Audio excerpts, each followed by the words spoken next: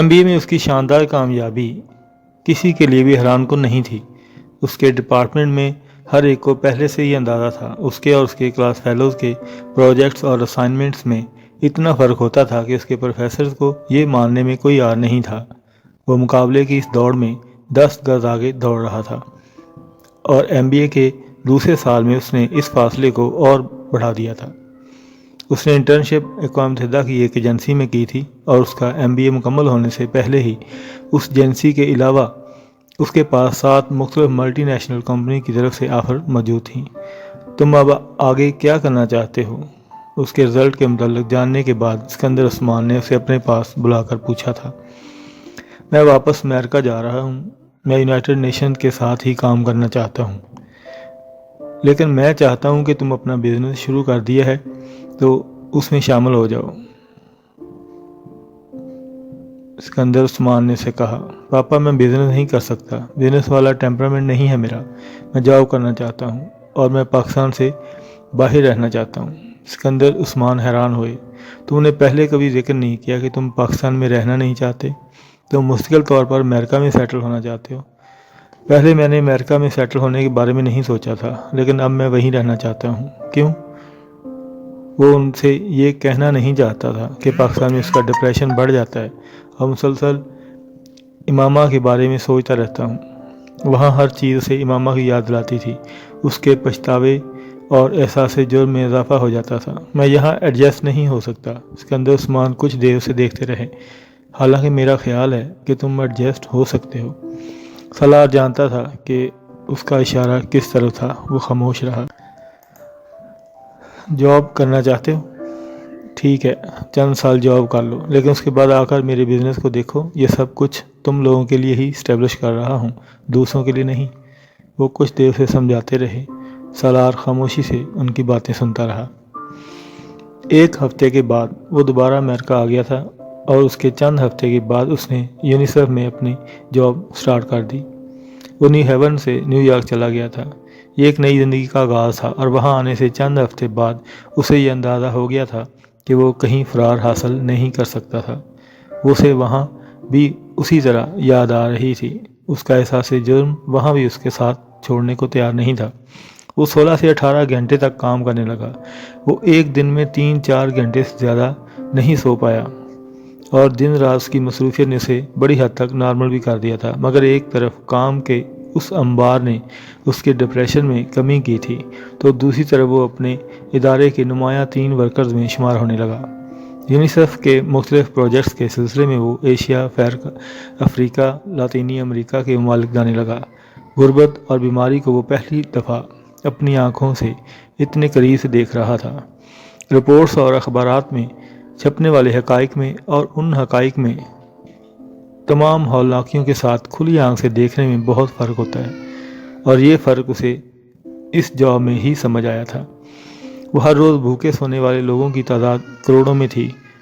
ہر رات پیٹ بھر کر ضرورت سے زیادہ کھا لینے والوں کی تعداد بھی کروڑوں میں تھی۔ وہ صرف 3 وقت کا کھانا، سر پر چھت اور جسم پر لباس بھی کتنی بڑی نعمتیں تھیں، اسے تب سمجھ میں آیا تھا۔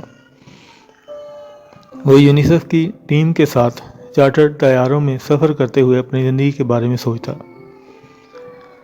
اس نے زندگی میں ایسے کون سے کارنامے انجام دیے تھے کہ وہ اسے پرآسائش زندگی دے دی گئی جو وہ گزار رہا تھا، اور ان لوگوں سے کیا گناہ ہوئے تھے جو زندگی کی تمام بنیادی ضروریات سے بھی محروم، صرف زندہ رہنے کی خواہش میں خوراک کے ان پیکٹس کے پیچھے بھاگتے پھر رہے تھے۔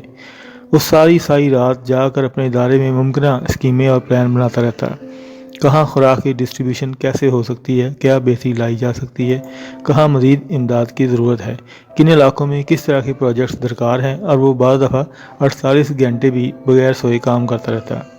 اس کے بنائے گئے پرپوزلز اور رپورٹس تکنیکی لحاظ سے اتنے مربوط ہوتے تھے کہ ان میں کوئی خامی ڈھونڈنا کسی کے لیے بھی ممکن نہیں رہتا تھا، اور اس کی یہ خصوصیات اس کی ساکھ، نام اور اس کو اور بھی مستحکم کرتی جا رہی تھی۔ اللہ مجھے دوسروں سے بہتر ذہن اور صلاحیتیں دی ہیں، تو مجھے ان صلاحیتوں کو دوسروں کے لیے استعمال بھی کرنا چاہیے، اس طرح استعمال کرنا چاہیے کہ میں زندگی میں زیادہ سے زیادہ لوگوں کی آسانیاں لا سکوں، دوسروں کی زندگی کو بہتر کر سکوں۔ وہ کام کرتے ہوئے اس کے علاوہ اور کچھ نہیں سوچتا تھا۔ یونیسیف کے لیے کام کرنے کے دوران اس نے ایم فل کرنے کا سوچا تھا، اور پھر اس نے ایم فل میں ایڈمیشن بھی لے لیا تھا۔ ایوننگ کلاسز کو جوائن کرتے ہوئے اسے قطعاً کسی قسم کا کوئی شبہ نہیں تھا کہ وہ اپنے آپ کو ایک بار پھر ضرورت سے زیادہ مصروف کر رہا تھا، مگر اس کے پاس اس کے علاوہ اور کوئی راستہ بھی نہیں تھا۔ کام کا جنون بن چکا تھا، اور پھر اس سے وہ 2 قدم آگے بڑھ کر ایک مشن۔ فرقان سے سالار کی پہلی ملاقات امریکہ میں ہی پاکستان آتے ہوئے فلائٹ کے دوران ہوئی تھی۔ وہ اس کی ساتھ والی سیٹ پر بیٹھا ہوا تھا۔ وہ امریکہ میں ڈاکٹرز کی کسی کانفرنس میں شرکت کے لیے واپس آ رہا تھا، جبکہ سالار اپنی بہن انیتا کی شادی میں سلسلے کے لیے پاکستان آ رہا تھا۔ اس لمبی فلائٹ کے دوران دونوں کے درمیان ابتدائی تعارف کے بعد گفتگو کا سلسلہ تھما نہیں۔ فرقان عمر میں سالار سے بڑا تھا۔ وہ 35 سال کا تھا۔ لندن اسپیشلائزیشن کرنے کے بعد وہ پاکستان واپس آ گیا تھا اور وہاں ایک ہاسپٹل میں کام کر رہا تھا۔ وہ شادی شدہ تھا اور اس کے 2 بچے بھی تھے۔ چند گھنٹے آپس میں گفتگو کرنے کے بعد فرقان اور وہ سونے کی تیاری کرنے لگے۔ سالار نے معمول کے مطابق اپنے بریف کیس میں سے سلیپنگ پلز کی ایک گولی پانی کے ساتھ نگل لی۔ فرقان نے اس کی اس تمام کارروائی کو خاموشی سے دیکھا۔ جب اس نے بریف کیس بند کر کے دوبارہ رکھ دیا تو فرقان نے کہا، اکثر لوگ فلائٹ کے دوران سلیپنگ پلز کے بغیر نہیں سو سکتے۔ سالار نے گردن موڑ کر اسے دیکھا اور کہا، میں سلیپنگ پلز کے بغیر نہیں سو سکتا۔ فلائٹ میں ہوں یا نہیں ہوں اس سے کوئی فرق نہیں پڑتا، سونے میں مشکل پیش آتی ہے۔ فرقان نے ایک دم تجسس ہوا۔ مشکل؟ سالار مسکرایا، میں سرے سے سو ہی نہیں سکتا۔ میں سلیپنگ پلز لیتا ہوں اور 3-4 گھنٹے سو لیتا ہوں۔ انسومینیا؟ فرقان نے پوچھا۔ شاید، میں نے ڈاکٹر سے چیک اپ نہیں کروایا، مگر شاید وہی ہو، سالار نے قدرے لاپرواہی سے کہا۔ تمہیں چیک اپ کروانا چاہیے تھا۔ اس عمر میں انسومینیا یہ کوئی بہت صحت مند علامت نہیں ہے۔ میرے خیال ہے کہ تم کام کے پیچھے جنونی ہو چکے ہو اور اسی وجہ سے تم نے اپنے سونے کی نارمل روٹین کو بھی خراب کر لیا ہے۔ فرقان اب کسی ڈاکٹر کی طرح بول رہا تھا۔ سالار مسکراتے ہوئے سنتا رہا۔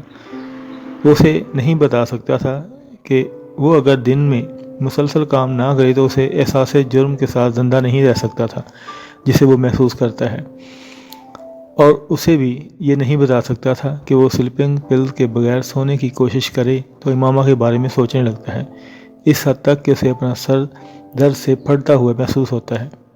کتنے گھنٹے کام کرتے ہو ایک دن میں؟ فرقان اب پوچھ رہا تھا۔ 18 گھنٹے، بعض دفعہ 20 بھی۔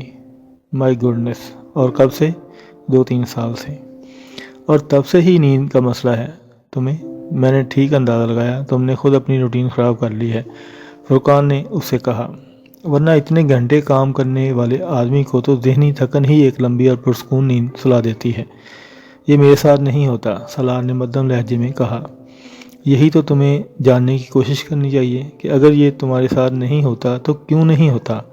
سالار اسے یہ نہیں کہہ سکا کہ وہ وجہ جانتا ہے۔ وہ کچھ دیر خاموشی کے بعد فرقان نے اسے کہا، میں اگر تمہیں کچھ آیتیں بتاؤں رات کو سونے سے پہلے تو تم پڑھ سکو گے؟ کیوں نہیں پڑھ سکوں گا؟ سالار نے گردن موڑ کر اس کی طرف دیکھا۔ نہیں، اصل میں تمہارے اور میرے جیسے لوگ جو زیادہ پڑھ لیتے ہیں وہ خاص طور پر تعلیم مغرب میں حاصل کرتے ہیں، وہ ایسی چیزوں پر یقین نہیں رکھتے یا پھر انہیں پریکٹیکل نہیں سمجھتے، فرقان نے وضاحت کی۔